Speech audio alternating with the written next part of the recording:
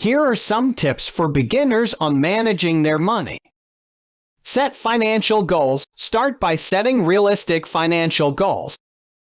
Determine what you want to achieve financially in the short and long term and set a target for yourself.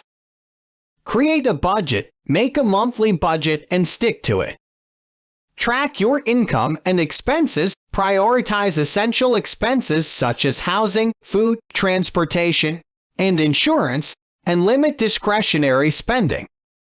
Save. Set aside a portion of your income each month for savings and make it a priority. Avoid debt. Try to avoid taking on debt, particularly high-interest debt like credit card balances. If you already have debt, focus on paying it off as soon as possible. Invest. Consider investing some of your savings in a diversified portfolio of low-cost index funds.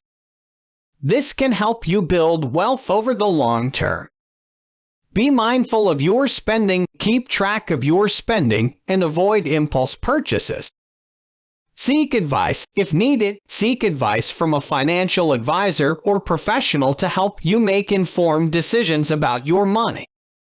Remember, managing your money is a lifelong process, and the key to success is to stay disciplined and consistent.